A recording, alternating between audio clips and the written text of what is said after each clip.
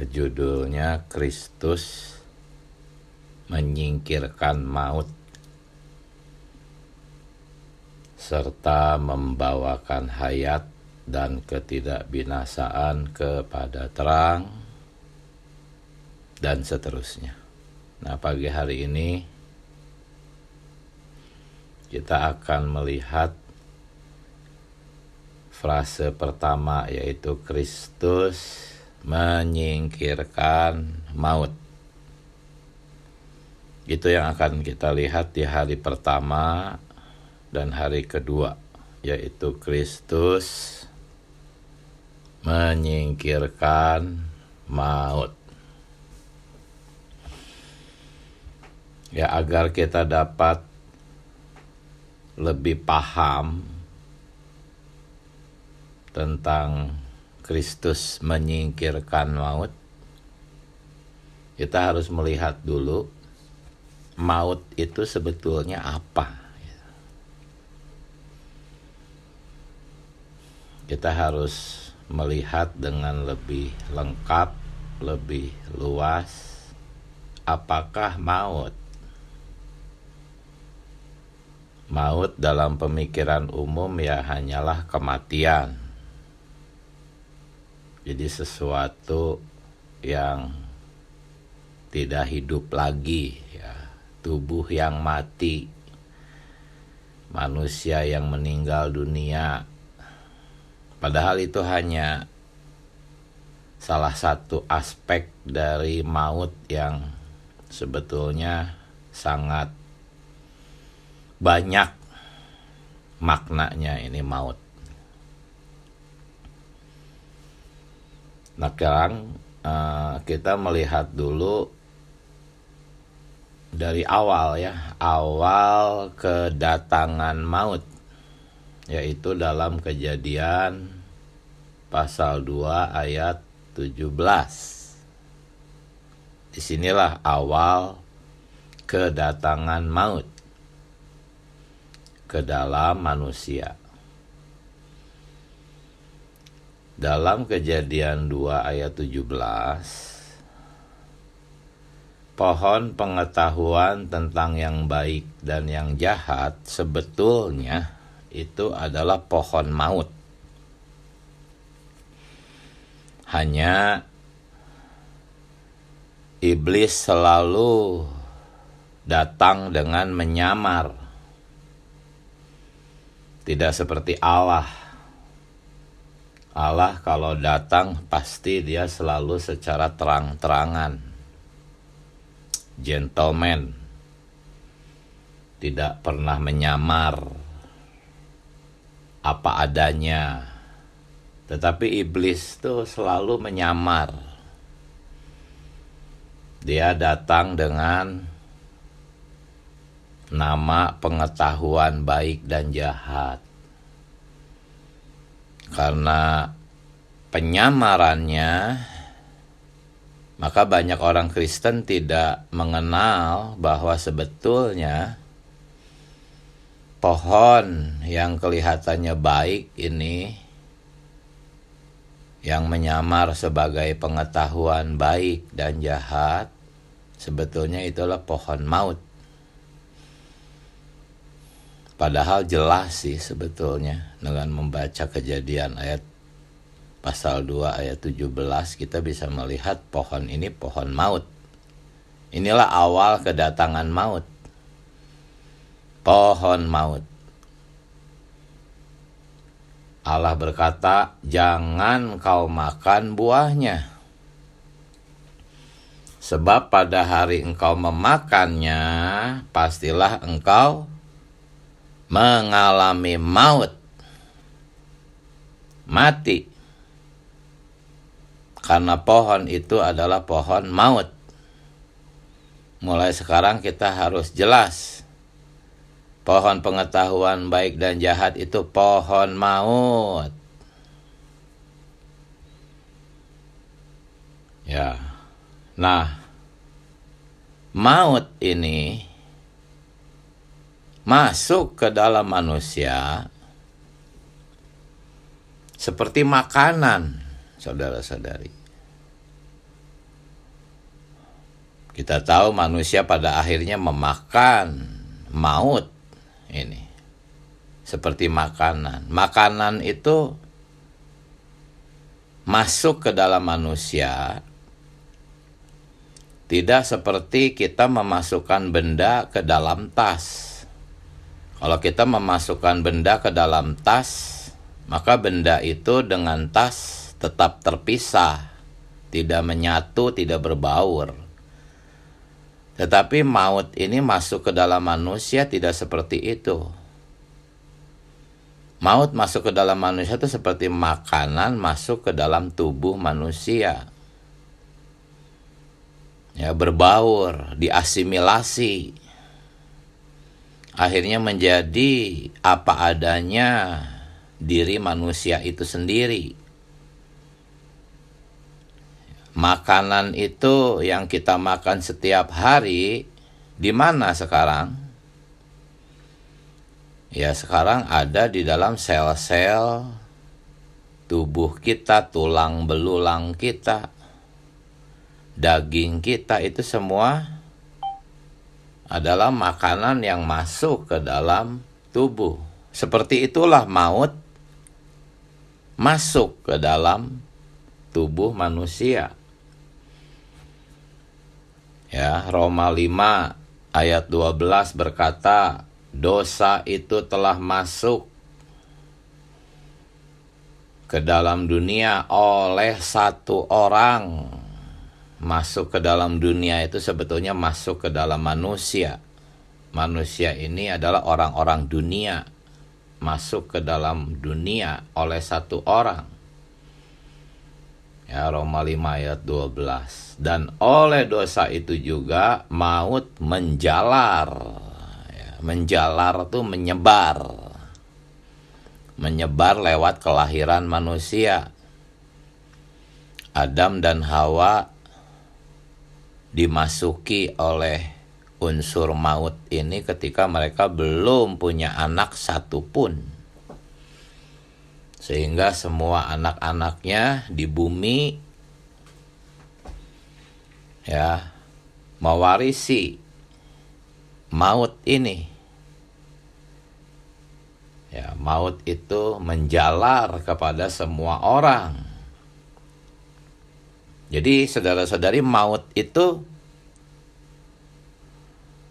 jangan lagi berpikir maut itu arti kematian.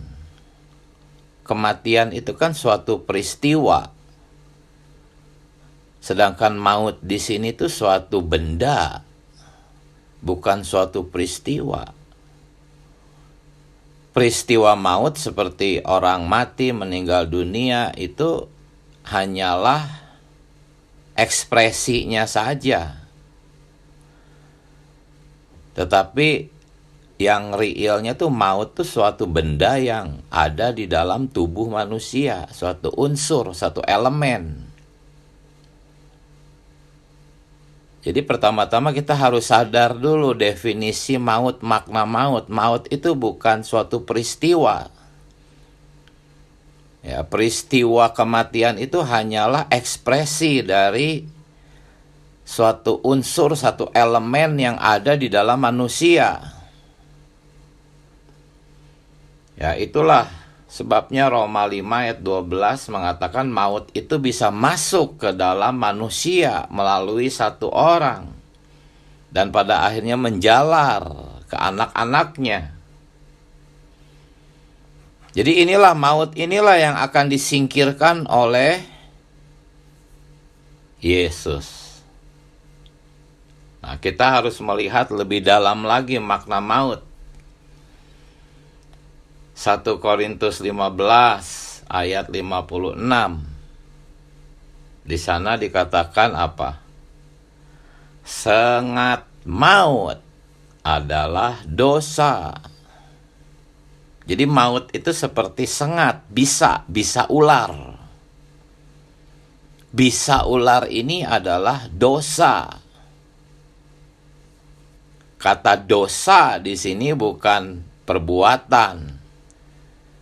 Bukan perbuatan seperti mencuri, membunuh, berzina. Itu sih dosa-dosa. Jadi sengat maut itu adalah dosa tunggal, yaitu esensnya yang menghasilkan perbuatan-perbuatan dosa. Jadi sengat maut. Maut itu seperti sengat, seperti bisa ular. Dan kita tahu bahwa ketika manusia di Taman Eden, iblis itu ular. Bisanya itu ada di pohon itu sebetulnya. Sehingga ketika manusia makan dari pohon itu, mereka disengat ular. Disengat oleh ular, oleh bisanya. Bisanya itu menjadi dosa. 1 Korintus 15 ayat 56 menyamakan bisa dengan dosa. Sengat maut ialah dosa. Jadi sebetulnya dosa itu adalah personanya, yaitu iblis. Maut itu adalah racunnya, bisanya. Dosa itu si ular, maut itu racun ular. Keduanya sama. Ular itu yang berbahaya ya racunnya, bukan kulitnya, bukan dagingnya. Ya. Keluaran 10 ayat 17 juga menyamakan dosa dengan maut. Di sana dikatakan, ampunilah kiranya dosaku, supaya bahaya maut ini dijauhkannya daripadaku. Jadi dosa disebut dengan maut di dalam Keluaran 10 ayat 17. Dan maut itu selalu berhubungan dengan dosa, seperti tanaman dengan tanahnya. Jadi kalau tanah dosa itu pasti subur dengan buah-buah maut. Roma 7 ayat 5 di sana dikatakan bahwa kita bisa berbuah maut. Ya. Maut itu seperti sesuatu yang dihasilkan jikalau kita berbuat dosa. Ya. Jadi kita harus berdoa, Tuhan Yesus, mohon darah-Mu terus membasuh dosa-dosaku. Dan mohon hukum hayat memerdekakan aku dari hukum dosa. Dengan demikian, kita bisa menang melawan maut. Karena maut itu ada ketika ada dosa. Kita benar-benar harus memohon belas kasihan Tuhan. Jangan lagi kita berdosa, berbuat dosa. Ya. Nah, jadi saudara-saudari, maut itu racun ya, yang ada di dalam kita. Ingat, maut itu bukan peristiwa kematian, itu sih nanti hasil akhirnya, ekspresi dari maut itu. Bahkan setelah manusia tubuhnya mati, maut itu masih terus bekerja di dalam jiwa manusia, ya, di alam maut, ya. Jadi pertama-tama, maut itu adalah suatu racun, bukan suatu peristiwa. Nah, akhirnya racun maut ini mengumpulkan orang-orang ke suatu tempat. Jadi maut ini juga tempat. Di satu sisi maut ini adalah suatu racun, di sisi lain maut ini juga nama suatu tempat, yaitu alam maut. Ya. Nah, kemudian ya, maut itu ingat pasti terpisah dengan Allah. Allah itu dikatakan sebagai hayat atau hidup. Maut itu pasti terpisah dengan hayat. Selalu maut itu pasangannya itu hayat. kalau di dalam Alkitab. Selalu berlawanan, maut selalu berlawanan dengan hayat. Jadi kalau di ring tinju kan ada sepasang petinju. Nah, maut itu pasangannya dengan hayat. Lawannya itu hayat. Kalau daging itu selalu dipasangkan dengan roh. Daging berlawanan dengan roh. Tetapi kalau maut pasti dipasangkannya dengan hayat. Jadi intinya kalau tidak ada hayat, pasti itu alam maut. Alam maut itu suatu tempat yang terpisah dengan hayat. Jadi gampang saja sih sebetulnya kalau mau mendefinisikan maut. Pokoknya kalau nggak ada hayat, pasti maut. Itulah sebabnya kenapa dalam sidang-sidang gereja juga ada maut. Ya, di dalam dunia kekristenan, di mana orang-orang tidak diajar mengenai hayat, tidak dilatih menikmati hayat, masuk ke dalam hayat, pasti semuanya maut. Gampang kok, definisi maut itu pokoknya di mana tidak ada hayat, pasti maut. Makanya iblis sangat membenci pelajaran hayat. Kita yang selalu berbicara tentang hayat, ya.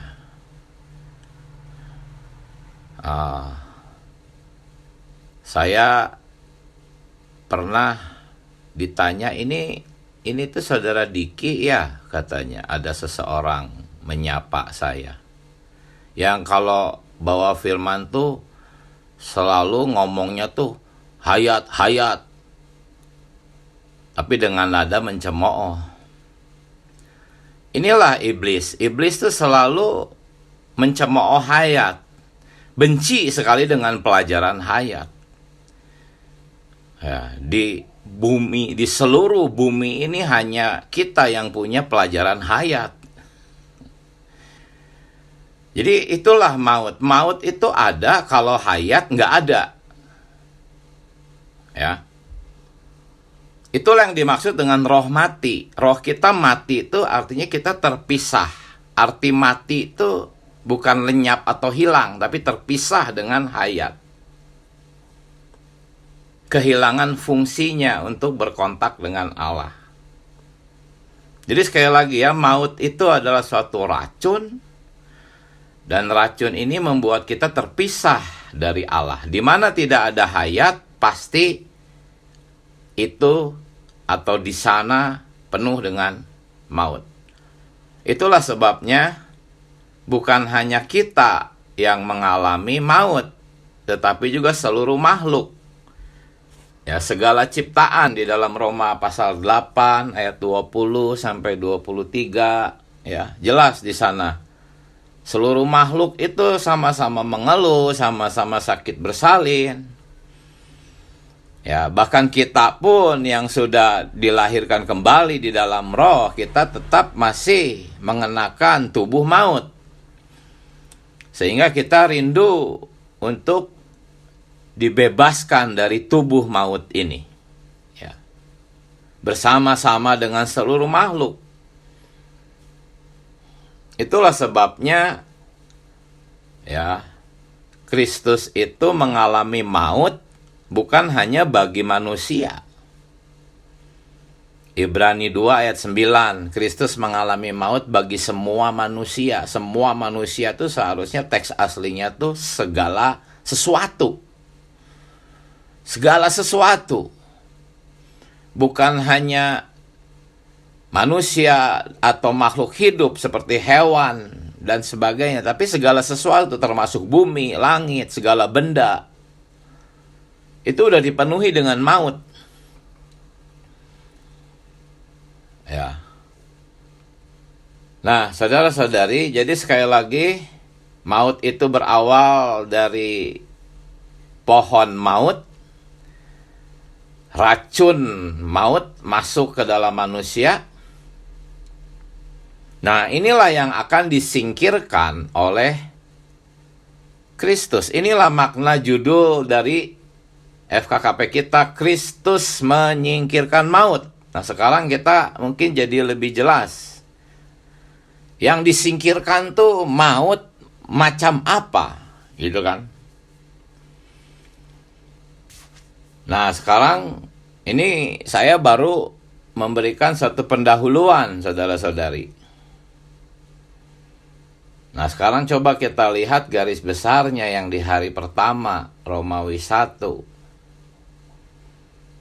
Poin A, 1. Ya, dikatakan di sana kalau saudara-saudari baca, Kristus menyingkirkan maut itu maksudnya adalah apa?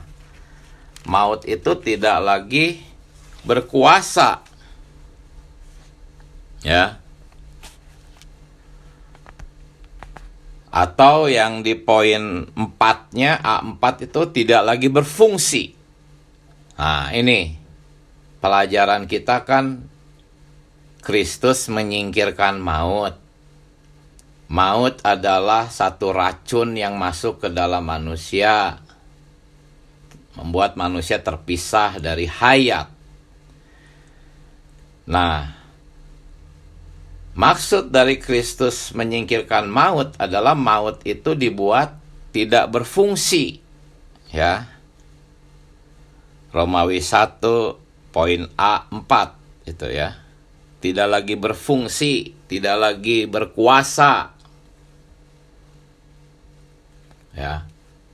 Nah, kita ini sudah punya hayat yang membuat maut itu tidak berfungsi, saudara-saudari. Asalkan hayat ini dilatih terus. Di dalam kitab Roma, hayat ini tuh bisa menyebar ke tubuh, ya, ke tubuh yang fana ini. Kalau kita terus melatih hayat ini, melatih roh, akhirnya tubuh kita pun juga akan mengalami hayat. Ketika Paulus dalam Kisah Para Rasul pasal 28 di Pulau Malta, Paulus digigit ular beludak. Paulus santai aja. Ya, dia kebaskan ular itu ke dalam api. Ya, dia nggak menderita apa-apa, padahal orang-orang menyangka sebentar lagi ini pasti mati nih. Tapi nggak terjadi apa-apa. Karena mautnya sudah tidak berfungsi, karena tubuh Paulus itu diresapi juga oleh hayat. Karena dia senantiasa melatih rohnya, senantiasa hidup oleh rohnya, tidak pernah dia tidak tinggal di dalam roh. Ya, akhirnya Paulus disangka sebagai seorang dewa oleh orang-orang di sana. Ya, itulah yang dimaksud maut tuh nggak berfungsi lagi gitu, saudara-saudari. Jadi kalau kita terus melatih roh, tubuh Anda tuh akan bisa digunakan oleh Tuhan, ya, sampai maksimal gitu. Ya. Sampai akhirnya Tuhan berkata, "Oke, sekarang kamu pulang. Sudah beres tugasmu." Ya, kalau tubuh daging sih ya memang tidak akan diselamatkan, dia akan menjadi debu. Nanti dari dalam jiwa kita yang sudah ditransformasi, dijenuhi oleh hayat, akan muncul tubuh yang baru. Ya, tetapi walaupun kita masih mengenakan tubuh yang fana, maut bisa tidak berfungsi bagi kita, asal kita terus melatih roh, saudara-saudari. Bagi saudara-saudari yang sedang sakit, bukan berarti hayatnya tidak berkuasa. Di satu sisi itu proses, jiwa saudara-saudari itu sedang dihayatkan, ya. Sampai nanti akhirnya hayat ini akan menguasai jiwa. Ya, tetapi di sisi lain, ya, penyakit ini juga mengerjakan rencana Allah. Ya, di satu sisi Paulus tidak menderita oleh bisa ular itu karena kuasa hayat. Di sisi lain penyakit matanya juga tidak disembuhkan.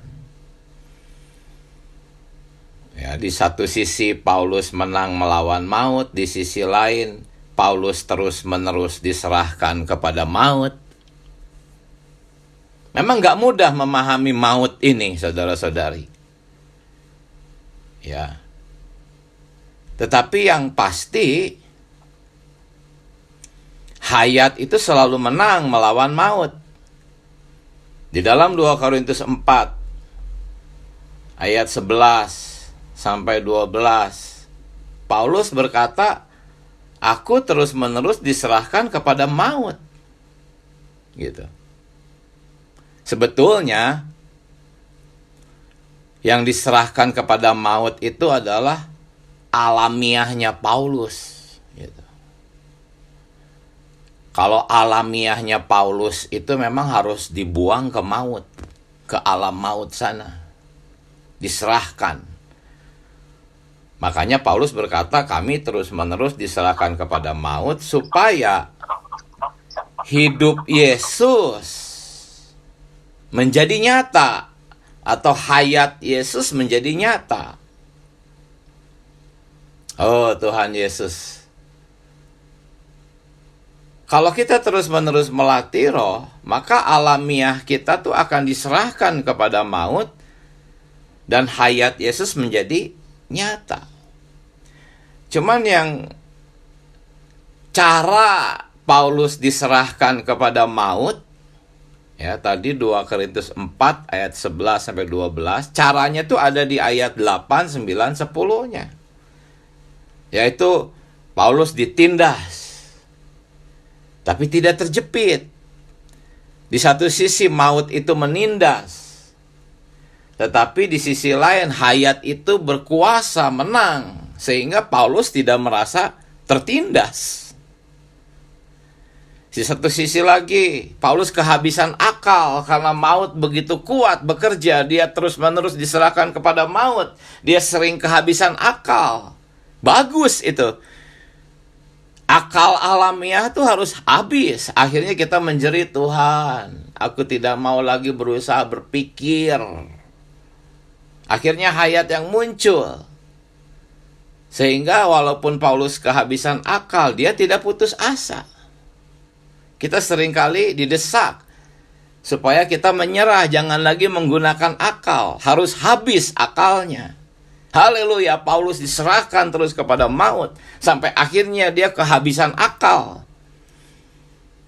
Dan akhirnya Tuhan menolong dia melalui hayat yang dibangkitkan sehingga dia tetap bersuka cita dalam situasi itu.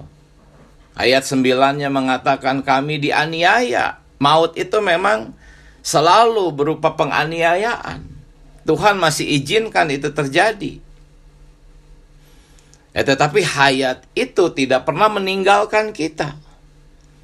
Paulus berkata kami dianiaya namun tidak ditinggalkan. Siapa yang tidak meninggalkan? Hayat itu ada di sana. Sehingga walaupun dalam aniaya Paulus tetap bersuka cita. Hayat selalu unggul melawan maut. Kalau Anda khawatir, takut, ya, cemas, gelisah, kehilangan sukacita, artinya itulah maut. Itu maut, saudara-saudari. Ingat, di dalam dirimu ada hayat. Latihlah roh.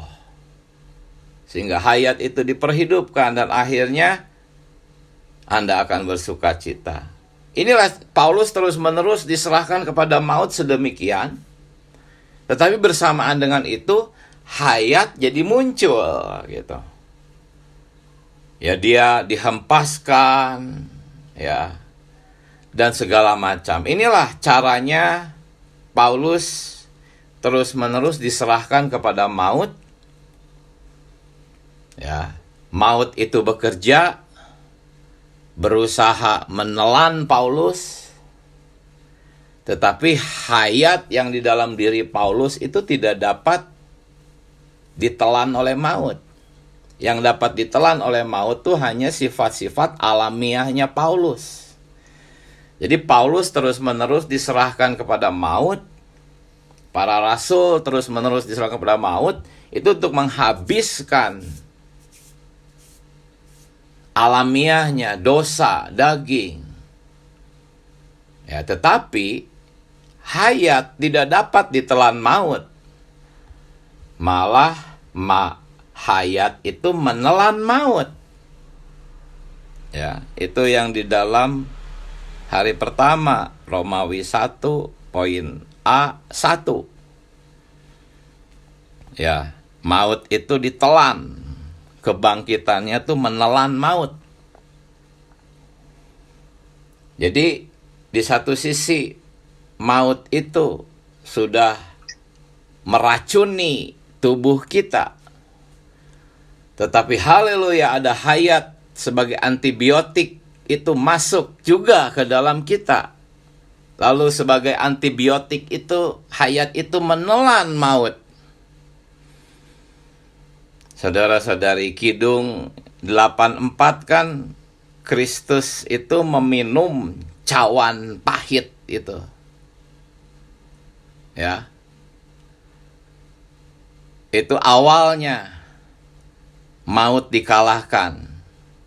Tapi racun maut itu tidak berkuasa terhadap Yesus. Bahkan ditelan, diminum oleh Tuhan Yesus. Ya. Dalam Ibrani 2 ayat 9, Kristus mengalami maut. Itu teks aslinya itu sebetulnya memiliki pengertian mengalami maut tuh dengan cara memakannya. Jadi ini awal mula proses hayat itu dihasilkan. Kristus menjadi manusia, akhirnya ada hayat manusia Allah sebagai antivirus ini, anti racun ini, penawar racun ini. Racun itu ditelan oleh hayat ini. Tidak berdaya lagi, tidak berfungsi. Nah, setelah prototipenya jadi, lalu diperbanyaklah hayat ini, disebarkan. Tadi kita membaca maut itu juga sudah menyebar ke seluruh manusia. Demikian juga hayat ini pun menyebar ke dalam orang-orang pilihan. Kalau kita terus melatih roh, saudara-saudari, maka hayat ini akan menelan maut yang ada di dalam tubuh kita. Ya. Nanti yang akan mengalami maut hanyalah daging kita saja, saudara-saudari.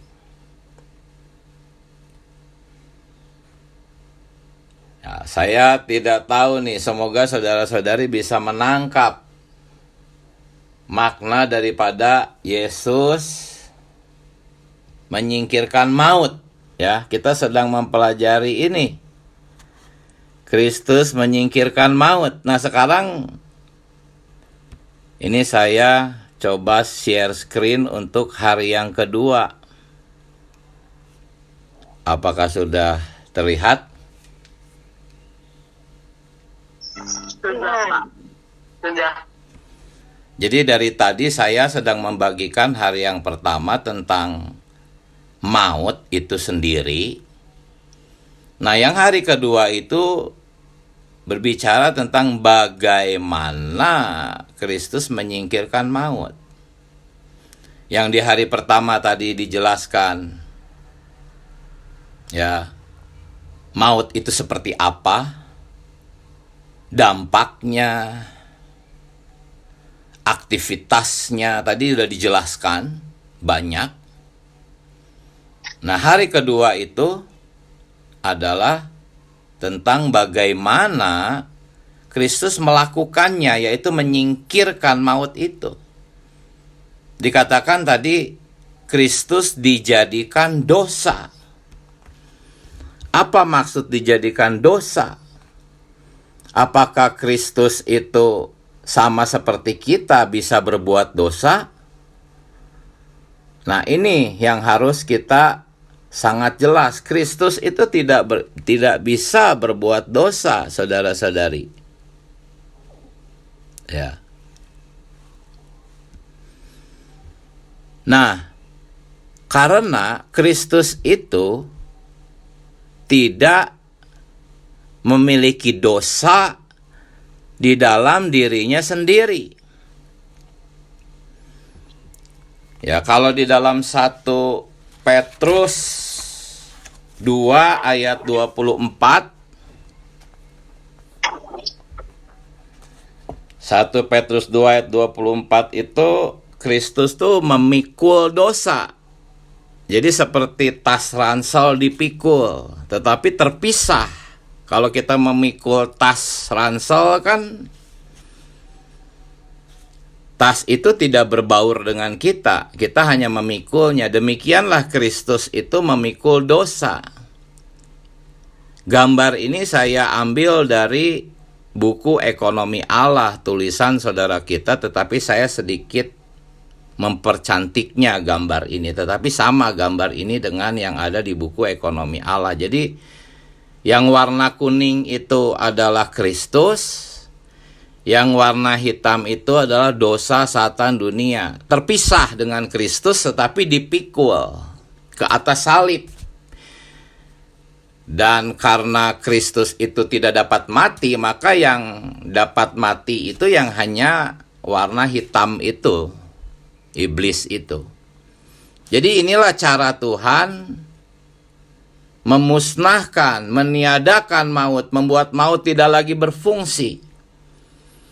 Dia memang serupa dengan ular, tetapi dia tidak memiliki racun ular. Dia sendiri tetap kuning tuh, emas. Tidak ada racun yang masuk ke dalam dia. Tetapi dia memikul dosa menurut 1 Petrus 2 ayat 24. Tapi dosa itu sendiri terpisah dengan dia. Tetapi dia benar-benar memikulnya, membawanya ke salib. Dan di sana dimusnahkan. Dia sendiri ikut masuk ke alam maut.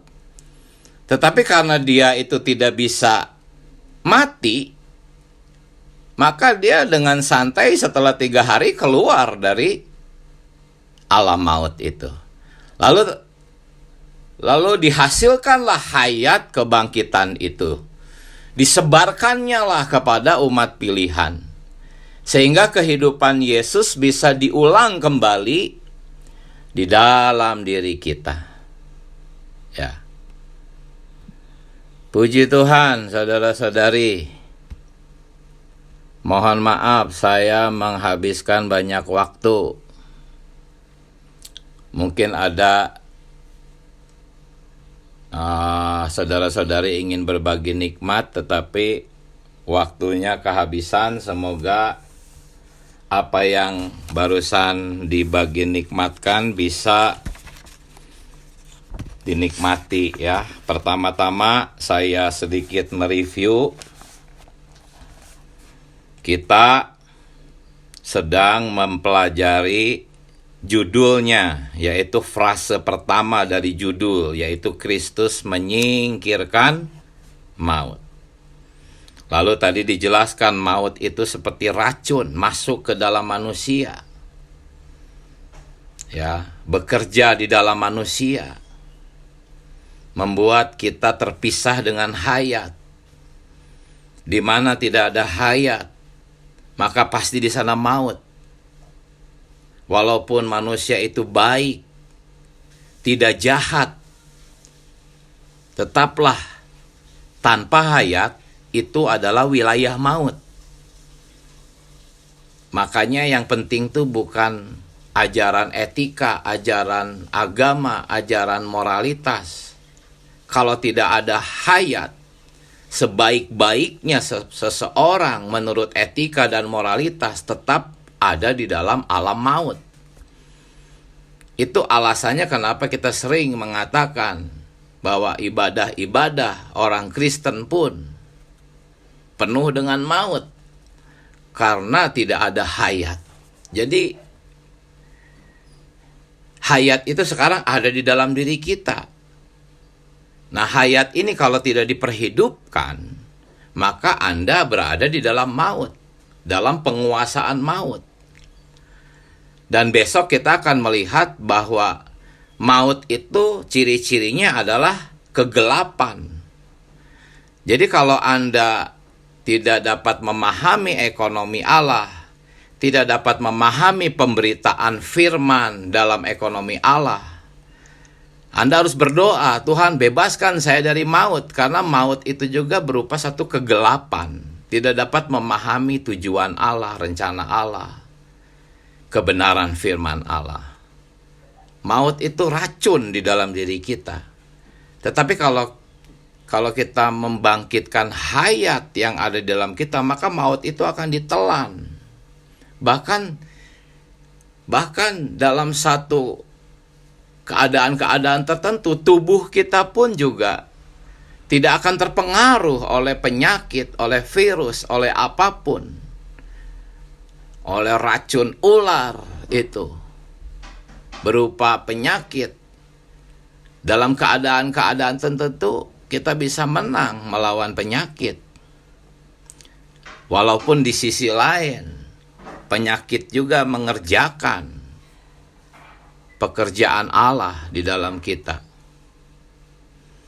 Ya, intinya saudara-saudari, penawar racun maut itu sudah ada di dalam diri kita.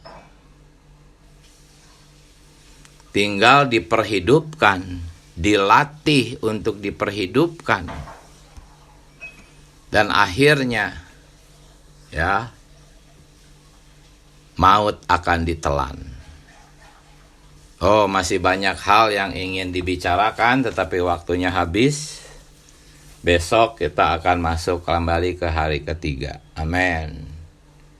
Mari kita menyeru nama Tuhan. Tuhan Yesus, Amin. belas kasihani kami Tuhan. Amin. Terangi kami Tuhan. Amin. Untuk memahami maut, memahami cara kerja maut, Amin. memahami operasi maut di dalam kehidupan kami. Dan bahkan Tuhan, bahwa kami memahami bagaimana hayat menelan maut. Amin. Bukan nanti, tetapi hari ini dalam kehidupan kami sehari-hari. Amin. Bahwa kami mengalami kemenangan hayat yang menelan maut. Sehingga kami terbebas dari maut. Amin. Walaupun tubuh kami pasti akan kembali menjadi tanah oleh karena maut, tetapi jiwa kami dipenuhi dengan hayat. Amin. Dan akhirnya tubuh baru dihasilkan. Amin. Dan kami sepenuhnya akan menang melawan maut.